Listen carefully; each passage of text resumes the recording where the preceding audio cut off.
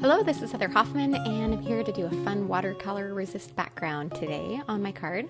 I'm using a background stamp called Love in the Background. I'm going to stamp it on Distress watercolor cardstock, and you can see it's a brand new stamp. I haven't even used it yet. I'm using my Misty to line it up and stamp. That's my favorite way, especially for backgrounds.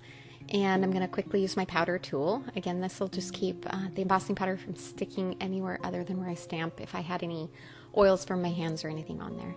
Now, especially using my Misty and with the texture of the watercolor paper, I like to stamp it several times. This is a nice detailed image, so that allows me to just be really sure that I got a really nice, clean, crisp impression. And I'm just using clear embossing powder on this, now that I can see that I have a clear stamped image, and I'm ready to emboss it. So once I have my embossing powder on there, I'm going to pull my heat gun out really quick, and I'm skipping ahead so you didn't have to watch the whole time of heat setting that. But once it's all nice and shiny and I know that it's all heat set, it's clear so it's hard to see, but I know that it's all done there, so I'm not having loose powder that's going to rub off. Now for this, you can use any watercolors you want. These are my Daniel Smith watercolors. I have lots of other ones that I like to use, and I've just picked some different shades of pinks. They're not even necessarily all the same tone and shade. One's kind of a coral color, one's more of a hot pink raspberry tone, and then one's kind of a deeper, almost like a little bit of a maroon tone to it. And I just put a very light wash over using lots of water. And then I decided to add some splatters, and those got a little too big and dark to begin with, so I dampened those down with a little more water. Pretty much to this technique, once you have the hearts on there for the background, it's really fun to just keep messing with it, keep adding layers. I like to start light and then just layer a little more color on, as I'm doing here. And since it's still a little bit damp, it'll kind of spread out. You can spread it around with a little more water, but that gives you good variation of color and tone.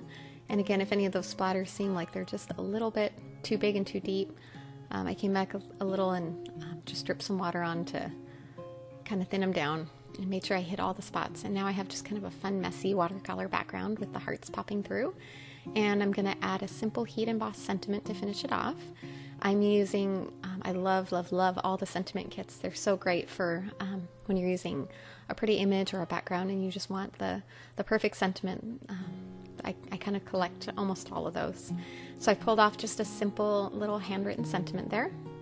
I'm going to also heat emboss, so same thing with my embossing buddy and then my clear embossing ink.